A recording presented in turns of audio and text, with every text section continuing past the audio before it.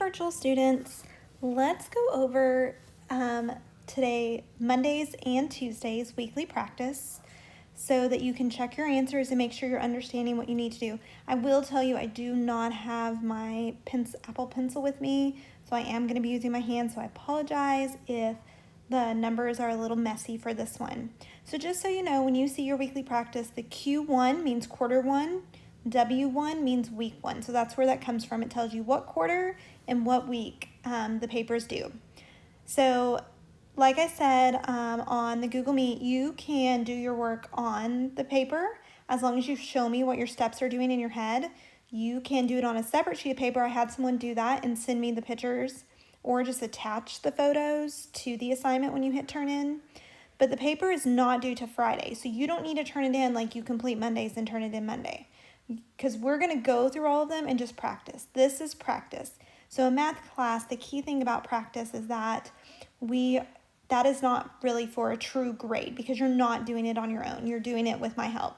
So when we do an assessment, a concept check, that is when you will actually be graded, because those are things that you are doing on your own. Okay, let's take a look. So we're going to skip the get to know you questions, and I'm going to read those, but we are going to do questions 2 and 3 for Monday and Tuesday. So on Monday, I know we talked about it in our meeting earlier today, but I just want to go back over it. There are several different ways that you can do this. A lot of people were saying in the Google Meet that they like to use the box method, or the area model is what we like to call it. So we have 24 times 6, and I broke it into 20 and 4, and the reason a lot of people choose to do it this way is because they know those multiplication facts quicker when they know, 6 times 20, that's 120.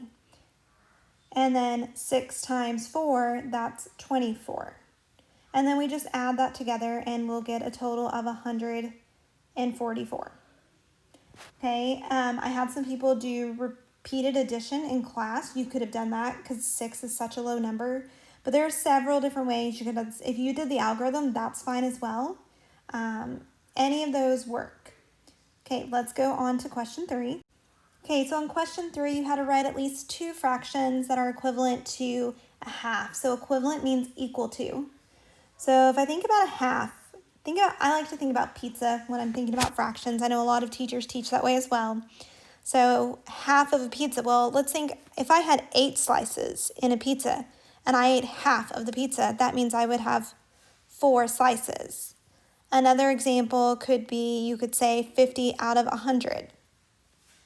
Okay, and the key with fractions for them to be equivalent is when we're looking at a fraction, what happens to the numerator must happen to the denominator. For example, right here, I know that 2 times 4 is 8, and also 1 times 4 is 8.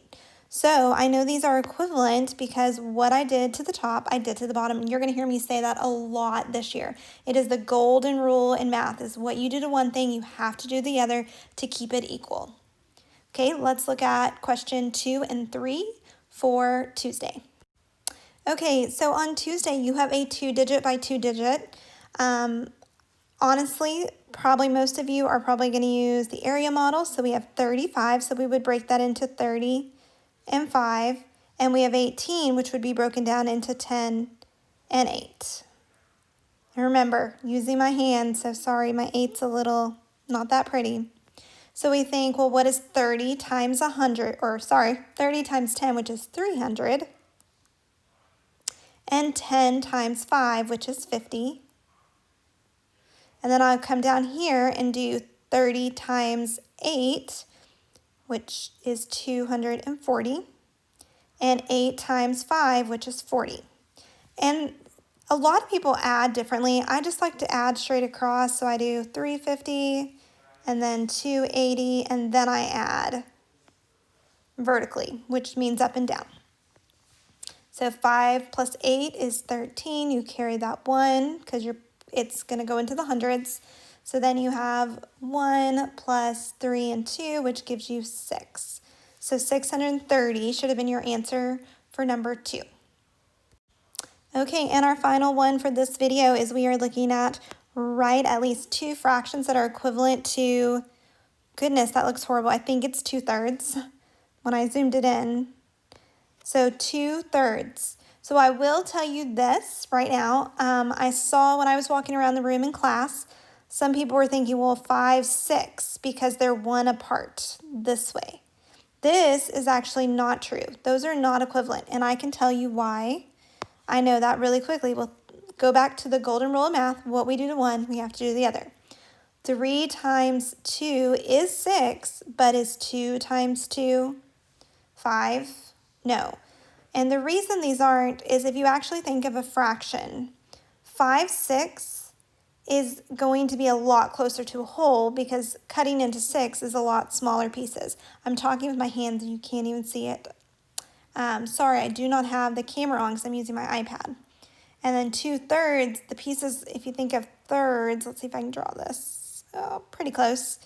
2/3 is going to be that. You can see that the pieces are a lot larger than 5/6 would be. Okay, so I just wanted to go, that would not be a good example. So if I am looking for an equivalent to 2/3, I could say 4/6 because 3 times 2 is 6, 2 times 2 is 4. So those are equivalent.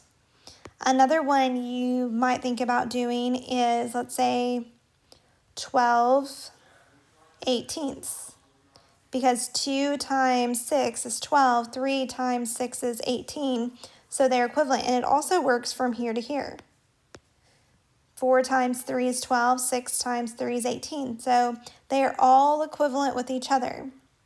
I was showing some of my students in class how you could use a multiplication chart to find your equivalent fractions.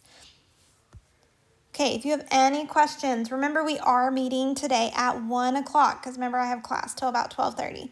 So that gives me time to get ready for your class. And we are going to be doing a little activity. We're going to test something out.